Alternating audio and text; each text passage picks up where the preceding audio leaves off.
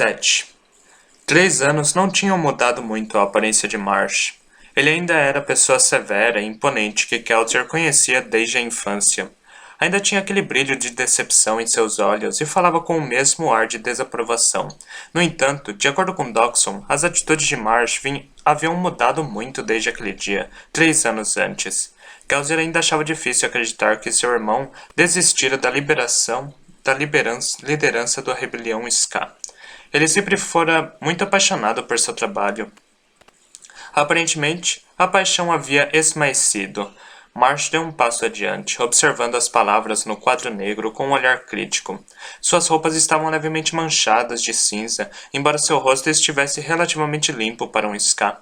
Ele ficou parado por um instante, olhando as anotações de Kelsier. Finalmente, Marsh se virou e jogou uma folha de papel na cadeira ao lado de Kelsier. O que é isso? Kelsier perguntou, pegando a folha. Os nomes dos 11 homens que você assassinou na noite passada, Marsh disse. Pensei que pelo menos ia querer saber. Kelsier jogou o papel na lareira acesa. Eles serviam ao Império Final. Eram homens, Kelsier, Marsh replicou. Tinham vidas, famílias, vários deles eram Ska. Traidores, pessoas, Marsh disse. Pessoas que estavam só tentando fazer o melhor com o que a vida lhes deu. Bem, estou fazendo a mesma coisa, Kelsier disse, e felizmente a vida me deu a habilidade de empurrar homens, como eles, do alto de edifícios. Se eles querem me enfrentar como nobres, então também podem morrer como nobres. A expressão de Marsh ficou sombria. Como pode ser tão irreverente com uma coisa dessas? Por que, Marsh? Kelsier respondeu. O humor é a única coisa que me restou. Humor e determinação. Marsh bufou. Você devia estar contente, Kelsier comentou. Depois de décadas ouvindo seus sermões, eu finalmente decidi fazer algo útil com meus talentos. Agora que está aqui para ajudar, tenho certeza de que não estou aqui para ajudar, Marsh interrompeu. Então por que veio? Para lhe fazer uma pergunta, Marsh avançou, parando bem diante de Kelsier. Eles tinham quase a mesma altura, mas a personalidade austera de Marsh sempre o fizera parecer um pouco mais alto. Como ousa fazer isso? Marsh perguntou em voz baixa. Eu dediquei a minha vida para derrubar o Império Final. Enquanto você e seus amigos ladrões festejavam, eu escondia fugitivos. Enquanto planejavam roubos insignificantes, eu organizava revoltas. Enquanto viviam na luxúria, eu via pessoas corajosas morrendo de fome. Marsh apontou para Kelsier, batendo com o dedo em seu peito. Como ousa? Como ousa tentar roubar a rebelião para um de seus trabalhinhos? Como ousa usar este sonho como um meio de enriquecer? Kelsier empurrou o dedo do irmão. Não é disso que se trata. Ah, é? Marsh perguntou, batendo na palavra Ation do quadro. Por que esses jogos, Kelsier? Por que controlar Eden, fingindo aceitá-lo como seu empregador? Por que agir como se você se importasse com os Ska? Ambos sabemos atrás do que você está. Kelsier travou a mandíbula. Um pouco de seu bom humor havia desaparecido. Ele sempre conseguiu fazer isso comigo. Você não me conhece mais, Marsh, Kelsier disse em voz baixa. Isso não é pelo dinheiro. Já tive mais riqueza do que qualquer homem poderia gastar. Este trabalho é diferente. Marsh se aproximou, observando os olhos de Kelsier como se buscasse a verdade neles. Você sempre foi um bom mentiroso, disse finalmente. Kelsier revirou os olhos. Ótimo, pense o que quiser, mas não venha com sermões. Derrubar o Império pode ter sido um sonho seu no passado. Mas agora você se tornou um bom Ska, resignado em sua oficina e fazendo reverências para os nobres que o visitam. Eu encarei a realidade, Marsh comentou, algo que você nunca foi bom em fazer. Mesmo que esteja falando sério sobre este plano, vai falhar. Tudo o que a rebelião já fez, as incursões, os roubos, as mortes, não serviu para nada. Nossos melhores esforços não chegaram nem sequer a ser um leve incômodo para o senhor soberano. Ah, Kelsier disse, mas ser um incômodo é algo no qual eu sou bom em fazer. De fato, muito mais do que um leve incômodo. As pessoas me dizem que posso ser completamente irritante. Eu poderia muito bem usar esse talento por uma boa causa, não é? Marsh suspirou, dando meia volta. Isso não é nobre. Isso não é sobre uma causa, Kelsier. É sobre vingança. É sobre você, como tudo sempre é. Eu posso acreditar que você não está atrás do dinheiro, e até mesmo que você pretende entregar a Yeda nesse exército pelo qual ele aparentemente está te pagando, mas não acredito que se importe. E é aí que você se engana, Marsh, Gauser disse em voz baixa. É aí que você sempre se enganou, a meu respeito. Marsh franziu o senho. Talvez seja como for. Como isso começou? Yaden foi até você ou você foi até ele? Isso importa? Gauser perguntou. Olhe, Marsh, preciso de alguém para se infiltrar no ministério. Esse plano não vai a lugar nenhum se não conseguirmos achar um jeito de ficar de olho naqueles inquisidores. Marsh se virou. Você realmente espera que eu o ajude? Causer assentiu. É por isso que você veio até aqui. Não importa o que diga. Você me disse uma vez que eu poderia fazer as coisas grandiosas se me aplicasse a algum objetivo que valesse a pena. Bem, é o que estou fazendo agora, e você veio me ajudar. Já não é assim tão fácil, Kel, Marsh falou, sacudindo a cabeça. Algumas pessoas estão diferentes agora, outras se foram. Causer deixou a sala ficar em silêncio, até a chama da lareira estava começando a morrer. Sinto falta dela também. Tenho certeza que sim, mas tenho que ser honesto com você, Kel. Apesar do que ela fez, às vezes desejo que não tivesse sido você aquele que sobreviveu às minas. Desejo mesmo todos os dias. Marsh se virou, estudando Kelzer com olhos frios e perspicazes, os olhos de um buscador. O que quer que tenha visto refletindo em Kelzer deve ter finalmente merecido sua aprovação. Estou indo, Marsh disse, mas por algum motivo você realmente parece sincero dessa vez. Voltarei para ouvir o plano maluco que você está tramando. Então, bem, veremos. Kelzer sorriu. No fundo, Marsh era um bom homem. Muito melhor do que Kelzer jamais fora, quando Marsh se virou em direção à saída. Causer captou um movimento nas sombras atrás da porta.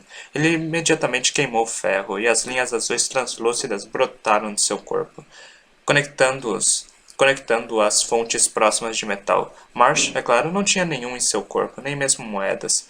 Percorrer os setores de escada da cidade podia ser muito perigoso para um homem que parecesse minimamente próspero.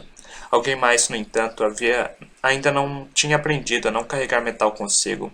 As linhas azuis eram finas e fracas, não atravessavam bem a madeira, mas eram fortes o suficiente para fazer que Causer localizasse a fivela do cinto de uma pessoa no corredor, afastando-se rapidamente da porta com passos silenciosos. Causer sorriu para si. A garota era incrivelmente habilidosa, mas o tempo que passara nas ruas, no entanto, também tinha deixado cicatrizes profundas nela.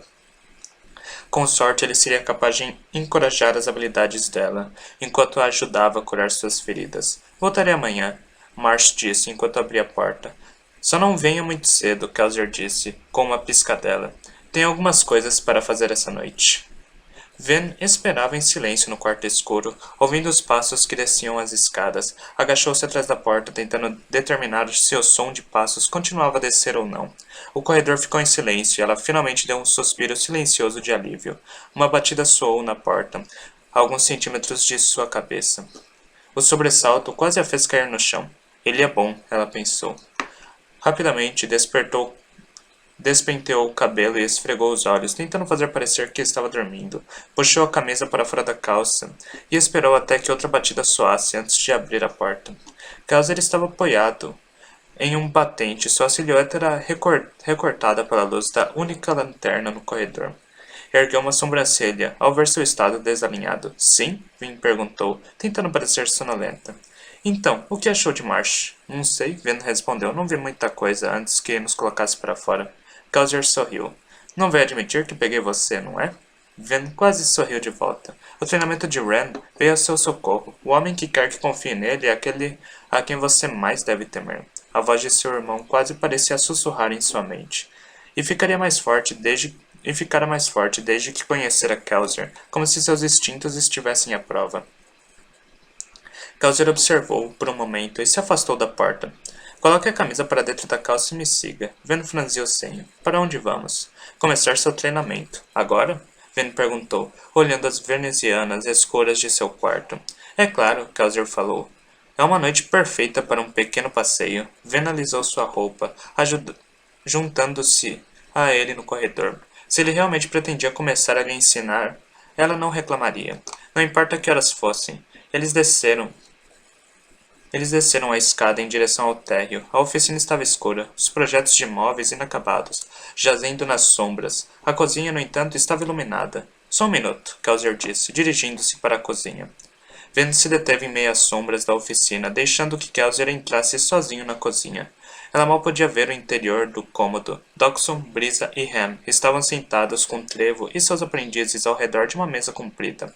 Havia vinho e cerveja, embora em pequenas quantidades, e os homens faziam uma refeição simples, com um bolo de cevada e vegetais cozidos. As gargalhadas ecoaram na oficina. Não eram risos ásperos como os que frequentemente vinham da mesa de Cameron. Era algo mais suave, algo indicativo de uma alegria genuína, de um prazer bem-humorado. Ven não tinha certeza do que a afastava do aposento. Ela hesitou, como se a luz e o bom humor fossem uma barreira, e em vez de entrar na cozinha, ela permaneceu na oficina, solene e silenciosa. Observava da escuridão, contudo, e sem conseguir controlar completamente a sua ansiedade. Kaiser voltou, alguns minutos mais tarde, carregando sua mochila e um pequeno pacote de tecido. Ven olhou o pacote com curiosidade, e ele o entregou para ela com um sorriso. Um presente. O tecido sob os dedos de Ven era liso e macio, e ela rapidamente percebeu o que era. Deixou que o material cinza escorregasse por seus dedos, revelando uma capa de Nascido das Brumas, como o vestuário que Kelsier usara naquela noite anterior. Era tudo confeccionado por tiras de tecido separadas. Você parece surpresa, Kelsier observou.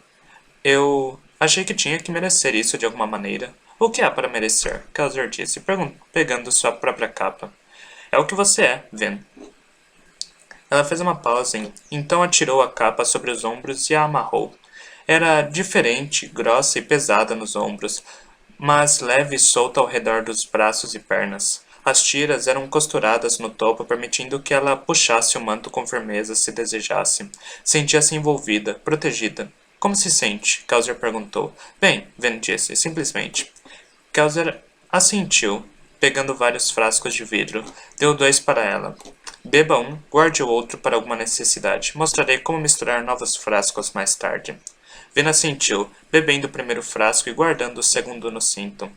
Mandei fazer algumas roupas novas para você, Kaiser contou. Você precisa criar o hábito de usar coisas que não tenham metal, cintos sem fivelas, sapatos que possa calçar e tirar facilmente, calças sem botões. Se quiser ousar, talvez mais tarde arranjemos algumas roupas de mulher. Ven corou de leve. Kaiser riu. Estou brincando, mas você está entrando em um novo mundo. Pode vir a descobrir que há situações em que será melhor parecer menos um ladrão de gangue, mais uma jovem senhora.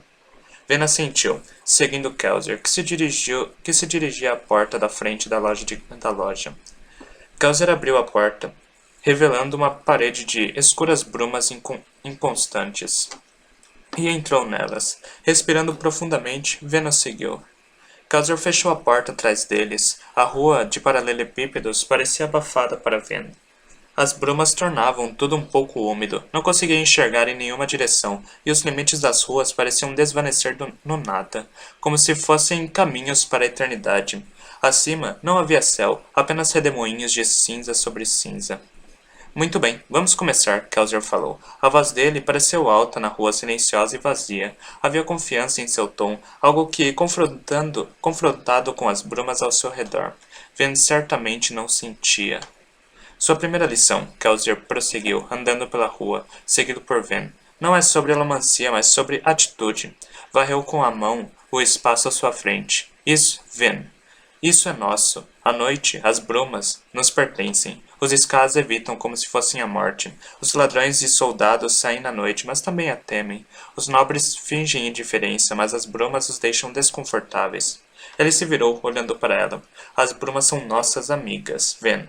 Elas te escondem, te protegem e te dão poder, de acordo com a doutrina do Ministério. Algo raramente compartilhado com os Ska. Os nascidos das brumas são descendentes do único homem que se manteve fiel ao Senhor Soberano nos dias que antecederam a ascensão. Outras lendas dizem que estamos até mesmo além do poder do Senhor Soberano. Algo nascido no dia em que as brumas pisaram a terra pela primeira vez. Vena sentiu levemente. Era estranho ouvir Kaiser falar tão abertamente. Edifícios repletos de Ska adormecidos se erguiam dos dois lados da rua. Mesmo assim, as venezianas escuras e o ar silencioso faziam com que Ven sentisse como se ela e Kaiser estivessem sozinhos na cidade mais densamente povoada, mais abarrotada do Império Final. Kaiser continuou a caminhar. A vivacidade de seu passo contrastava com a penumbra escura.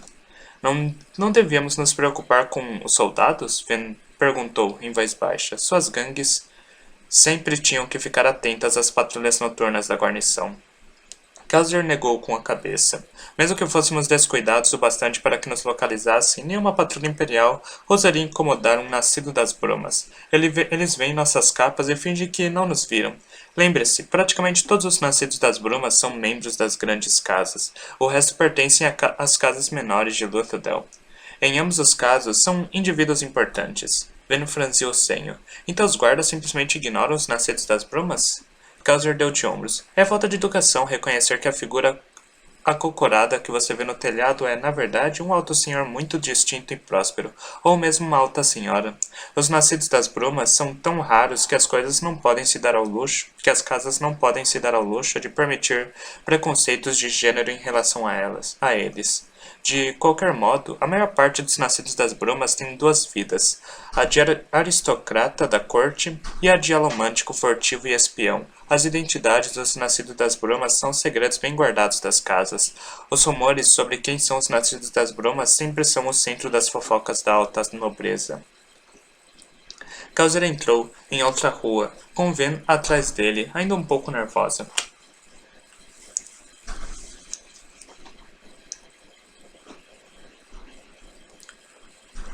Não tinha certeza sobre onde ele a estava levando.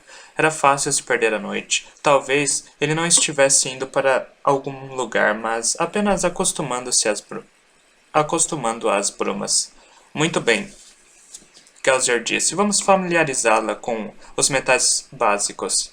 Pode sentir suas reservas de metal? Ven se deteve. Ao se concentrar, pôde distinguir 8 fontes de poder diferentes dentro de si, cada uma maior, inclusive que as duas que notara no dia em que Kaiser a testara. Ela tinha estado reticente em usar sua sorte desde esses dias.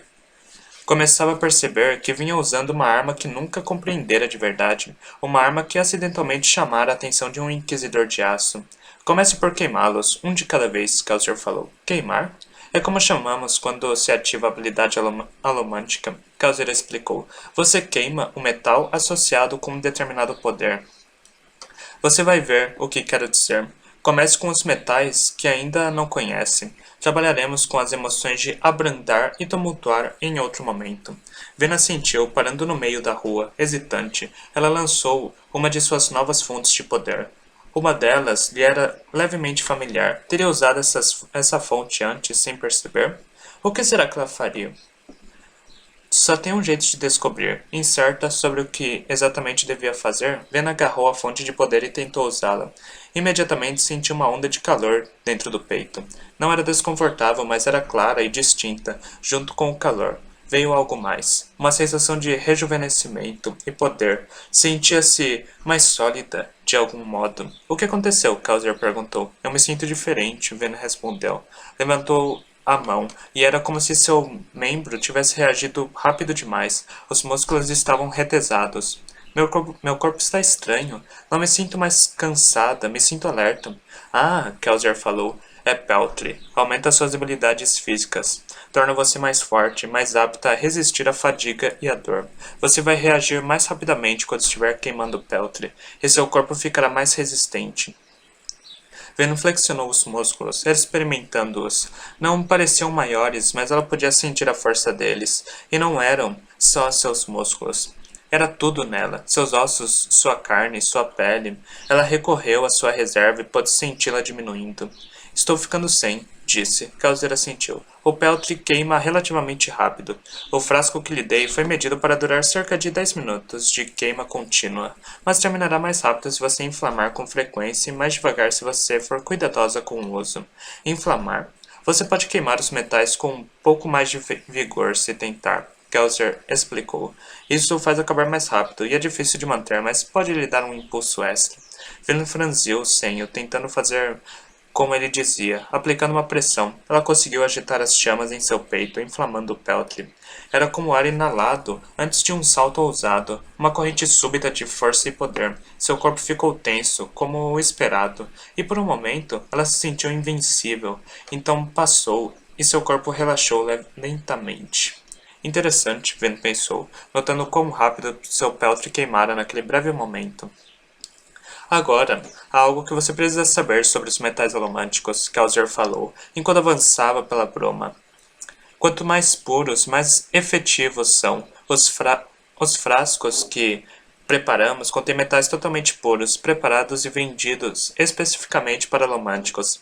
As ligas, como peltre, são ainda mais complicadas, já que as porcentagens de metal precisam ser misturadas com precisão para fornecer poder máximo. Na verdade, se você não for cuidadosa ao comprar seus metais, pode acabar com uma liga totalmente errada. Vin franziu o senho.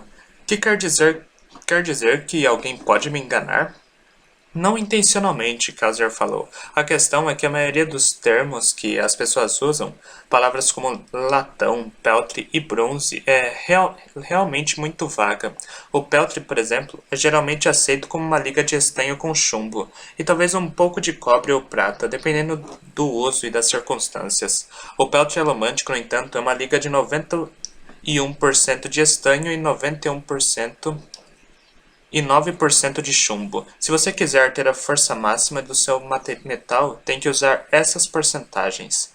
E se queimar a porcentagem errada? Ven perguntou. Se a mistura estiver só um pouco fora do percentual, você ainda conseguirá tirar poder dela, Causier explicou, mas se estiver muito fora, queimá-la a deixará doente. Ven assentiu lentamente. Eu acho que já queimei esse metal antes, de vez em quando em quantidades muito pequenas. Metais residuais, Causier falou, podem ser encontrados na água contaminada por metais ou nos utensílios de peltre. Ven assentiu. Algumas das canecas do covil de Cameron eram de peltre. Muito bem, Causer prosseguiu. Apague o peltre e vamos para o próximo metal. Ven fez o que lhe era pedido. A retirada de poder fez com que se sentisse fraca, cansada e exposta. Agora, Causer falou, você deve ser capaz de notar uma espécie de emparelhamento entre suas reservas de metal. Como os dois metais emocionais, Ven comentou. Exatamente, entre o metal ligado ao peltre. Encontre o metal ligado ao peltre. Posso senti-lo, Ven falou. Há dois metais para cada poder, Causer disse. Um empurra, o outro puxa. O segundo, em geral, é uma liga do primeiro. No caso das emoções, um dos poderes mentais externos, você puxa com zinco e empurra com latão. Você acaba de usar peltre para empurrar seu corpo. Esse é um dos poderes físicos internos. Como Ren, Ven disse. Ele queima peltre. Kelsier assentiu. Brumosos que podem queimar peltre são chamados de brutamontes. Um termo rude, admito, mas eles tendem a ser pessoas bastante rudes. Nosso querido Hammond é uma exceção à regra. Então, o que o outro metal físico interno faz? Experimente e descubra, Ven experimentou ansiosamente, e o mundo ao seu redor ficou repentinamente mais brilhante. Ou, bem, não exatamente brilhante, podia ver melhor e mais longe, mas as brumas ainda estavam lá. Estavam só mais translúcidas. A luz ambiente ao redor dela parecia mais reluzente de algum modo. Havia outras mudanças, podia sentir suas roupas, percebeu que sempre fora capaz de senti-las, mas normalmente as ignorava. Agora, no entanto, sentia-as mais próximas, podia sentir as texturas e estava agudamente ciente dos lugares em que o tecido lhe apertava. Estava com fome, também isso estivera ignorando, mas agora sua fome estava mais premente. Notava a pele mais úmida e podia sentir os cheiros de terra, fuligem e resíduos misturados no ar. O estanho amplia seus sentidos, Kelsier disse. Sua voz repentinamente pareceu muito alta. E é um dos metais que queima mais devagar. O estanho do frasco é o suficiente para manter você por horas. A maioria dos nascidos das brumas deixa o estanho aceso sempre que sai nas brumas. Acendi o meu assim que deixamos a loja. Vena assentiu. A riqueza de sensações era quase esmagadora. Ela podia ouvir rangidos e brigas na escuridão. E isso a deixava com vontade de saltar alarmada, certa de que alguém estava se esgueirando atrás dela. Vai custar para eu me acostumar com isso. Deixe-o queimando, Kelsier disse, acenando para que caminhasse ao lado dela enquanto seguiam pela rua. Você vai querer se acostumar aos sentidos aumentados. Só não o inflame o tempo todo. Você não só vai acabar com ele muito rápido, como avivar metais de modo constante faz. Coisas estranhas com as pessoas. Estranhas? Ven perguntou. Os metais especialmente. Os metais, especialmente o estanho e o peltre, esticam seu corpo. Inflamar os metais só faz com que estiquem ainda mais. Estique muito durante muito tempo e as coisas começam a se quebrar. Vena sentiu, sentindo-se desconfortável. Calder ficou em silêncio e continuaram a caminhar, para que Vena explorasse suas novas sensações e o mundo detalhado que o estanho revelava. Antes, sua visão ficava reduzida a uma minúscula porção da noite. Agora, no entanto, via toda a cidade em volta em uma manta de bruma instável e rodopiante. Podia distinguir as fortalezas como pequenas e escuras montanhas ao longe, podia ver os pontos de luz nas janelas, como buracos de agulhas na noite. E acima, via luzes no céu. Ela se deteve, olhando maravilhada. Eram fracas, borradas, até mesmo para seus olhos melhorados pelo estranho, mas conseguia distingui-las de leve. Centenas delas, milhares delas, tão pequenas como brasas de velas recém-apagadas. São estrelas, Kelsier comentou, andando ao lado dela. Não é possível vê-las com muita frequência, mesmo com o estanho. Só nas noites particularmente claras. As pessoas costumavam olhar para cima e vê-las todas as noites. Isso foi antes que as brumas chegassem. Antes que as montanhas de cinza cuspissem cinzas e fumaça do céu. Ven olhou para ele. Como você sabe disso? Kelsier sorriu. O senhor soberano tentou com muito empenho esmagar as memórias daqueles dias, mas algumas ainda permanecem. Ele se virou, sem ter realmente respondido à pergunta dela, e continuou a andar. Ven juntou-se a ele. De repente, com o estanho, as brumas ao redor dela não pareciam tão sinistras. Estava começando a ver como Kelsier podia andar à noite com tanta confiança. Muito bem, Kelsier falou, depois de um tempo. Vamos tentar outro metal. Vena assentiu, deixando o estanho aceso, mas escolhendo outro metal para queimar também. Quando fez isso, uma coisa muito estranha aconteceu. Um monte de fracas linhas azuis brotou de seu peito, estendendo-se nas névoas rodopiantes. Ela se deteve, engasgando de leve e olhando para o próprio peito. A maior parte das linhas era fina, como pedaços de barbante translúcidos, embora um par fosse grosso como fios de lã. Kelsier gargalhou. Deixe esse metal e seu par por enquanto.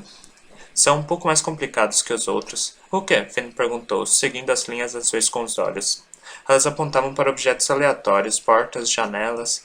Algumas até apontavam para Kelsier. Chegaremos nele, ele prometeu. Apague esse metal e tente um dos últimos dois. Ven apagou o metal estranho e ignorou seu par.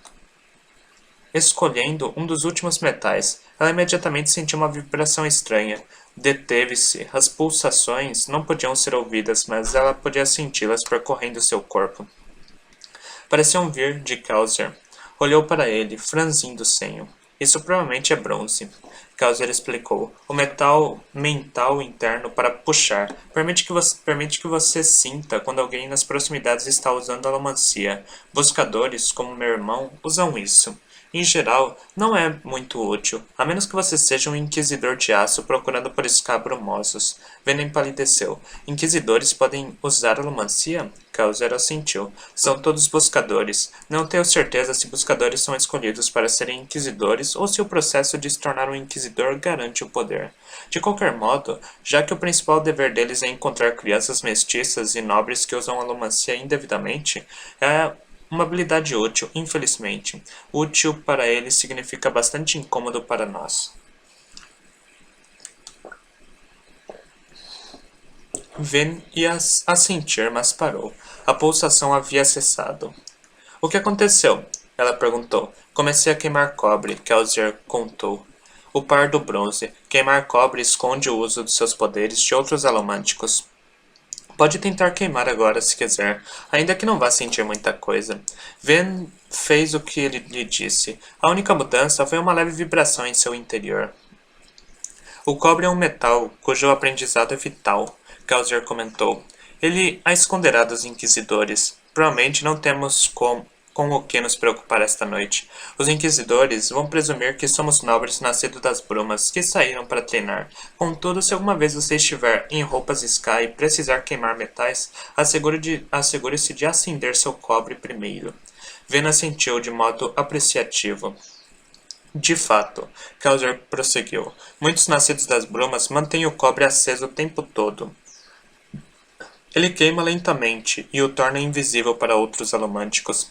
Esconde você do bronze e ainda previne que outros manipulem suas emoções. Ven levantou a cabeça. Achei que isso fosse interessá-la, Causer comentou. Qualquer um que esteja queimando cobre é imune à alomancia emocional. Além disso, a influência do cobre cria uma bolha ao seu redor.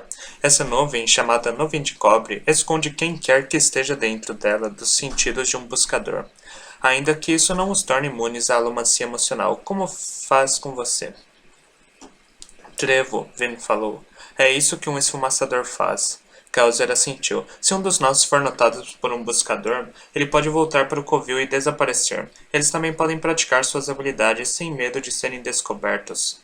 Pulsações alomânticas vindas de uma loja no setor escada da cidade seriam uma dádiva para um inquisidor de passagem. Mas você pode queimar cobre, Ven disse. Por que estava tão preocupado em encontrar um esfumaçador para a gangue? Posso queimar cobre, é verdade, Kelsier concordou, assim como você. Podemos usar todos os poderes, mas não podemos estar em todos os lugares. Um líder de gangue de sucesso precisa saber dividir as tarefas, especialmente em um trabalho tão grande quanto esse. O procedimento padrão é ter uma nuvem de cobre todo o tempo no covil. Trevo não faz isso sozinho. Vários de seus aprendizes são esfumaçadores também. Quando se contrata um homem como Trevo, pressupõe-se que ele proporcionará uma base de operações e uma equipe de esfumaçadores competentes, o bastante para mantê-lo escondido o tempo todo. Vena sentiu, mas estava mais interessada na habilidade do cobre de proteger suas emoções. Precisava conseguir o suficiente para mantê-lo queimando o tempo todo. Eles voltaram a caminhar, e Kelsier lhe deu mais tempo para que se acostumasse a queimar estanho. A mente de Ven, no entanto, começou a divagar.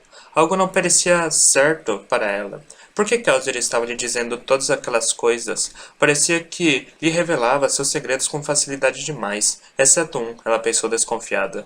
O metal com linhas azuis. Ele ainda não voltou a ele. Talvez essa fosse a coisa que ele esconderia dela, o poder que guardaria para manter controle sobre ela. Deve ser forte, o mais poderoso dos 8.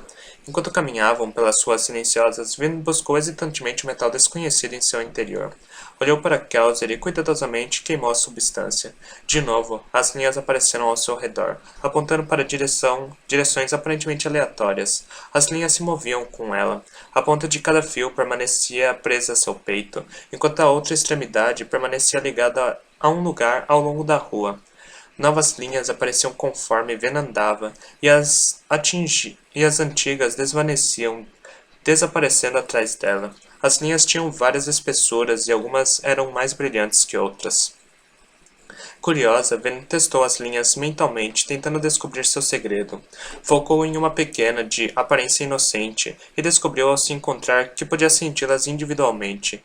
Sentia quase como se pudesse tocá-la. Alcançou-a com a mente e lhe deu um leve puxão. A linha balançou e imediatamente algo voou pela escuridão, na direção de Ven. Ela gritou, tentando puxar para longe, mas o objeto, um prego enferrujado, voou diretamente até ela. De repente, algo agarrou o prego, desviando-o, atirando-o novamente na escuridão. Ven se recompôs. A capa agitou-se ao seu redor. Ela perscrutou a escuridão e olhou para Kelsier, que ria baixinho. Eu devia saber que você tentaria isso, ele disse. Ven corou de vergonha. Vamos lá, ele disse, tentando animá-la. Não foi nada. O prego me atacou. Aquele metal dava vida aos objetos? Isso que é um poder realmente incrível. Na verdade, você meio que atacou a si mesma, Kelsier explicou. Ven ficou cautelosamente parado, então se juntou a ele, que começava a percorrer a rua de novo. Eu explicaria o que você fez em um segundo, ele prometeu. Primeiro, há algo que você tem que entender sobre a alomancia. Outra regra? É mais uma filosofia, Kelsier explicou. Tem a ver com consequências. Ven franziu o senho. O que quer dizer? Toda ação que fazemos tem consequências, Ven, Kelsier disse. Descobri que tanto na alomancia quanto na vida, a pessoa que melhor julgar as consequências de seus atos, mais sucesso terá. Peguemos, por exemplo, a queima do Peltre. Quais são suas consequências? Ven deu de ombros. Você fica mais forte. E o que acontece se você estiver carregando algo pesado quando seu Peltre acabar? Ven se deteve. Suponho que vou derrubar a coisa. E se for muito pesado, você vai se machucar seriamente. Muitos brumosos brutamontes ignoraram ferimentos terríveis enquanto lutavam, só para morrer dos mesmos ferimentos depois que o Peltre acabou. Entendo, Ven disse em voz baixa. Ha! Ven deu um pulo de susto, levando as mãos aos ouvidos aguçados. Ah! Reclamou, olhando para Kelsier.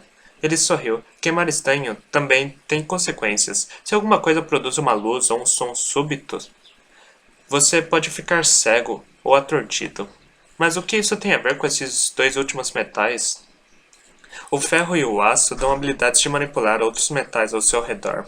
Kelsier explicou. Com o ferro, você pode puxar uma fonte de metal para você. Com o aço, você pode empurrá-la para longe. Ah, aqui estamos. Kelsier se deteve, olhando para cima. Através das brumas, Ven pode ver a imensa muralha da cidade assomando-se sobre eles. O que estamos fazendo aqui? Vamos praticar puxar ferro e empurrar aço, Kelsier disse. Mas primeiro, algumas coisas básicas. Ele tirou algo de seu cinto, um tostão, a menor denominação de moeda. Segurou-a diante de Ven, colocando-se de lado. Queime o aço, o par do metal que queimou há alguns momentos. Ven assentiu. Mais uma vez, as linhas azuis se espalharam ao redor dela. Uma delas apontava diretamente para a moeda na mão de Kelsier. Tudo bem, ele disse. Empurre-o. Ven alcançou o fio adequado e o empurrou levemente. A moeda saltou dos dedos de Kelsier, sendo atirada para longe de Ven. Ela continuou se concentrando no objeto, empurrando a moeda no ar, até ela bater na parede de uma casa nas proximidades. Ven foi atirada violentamente para trás em um movimento súbito. Kelsier a segurou, impedindo que caísse no chão. Ven cambaleou e se endireitou. Do outro lado da rua, a moeda, agora livre de seu controle, despencou no chão. O que aconteceu? Kelsier perguntou para ela. Ela negou com a cabeça. Não sei. Empurrei a moeda, e ela voltou. Mas quando ela acertou a parede, foi empurrada de volta. Por quê? Ven franziu o senho, pensativa. Acho que a moeda não podia ir para lugar nenhum. Então fui eu que me movi. Kelsier assentiu, aprovando. Reação, Ven. Você usa seu próprio peso quando empurra aço. Se você é muito mais pesada do que sua âncora, ela voará para longe de você, como aconteceu com a moeda. Contudo, se o objeto for mais pesado do que você, ou se ele acertar algo você será empurrada para longe. Com o ferro, é similar. Ou você será puxada na direção do objeto, ou ele será puxado na sua direção. Se seus pesos forem similares, vocês dois se moverão. Essa é a grande arte da alomancia.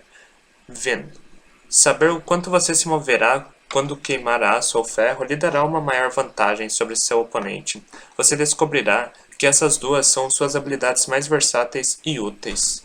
Ven assentiu.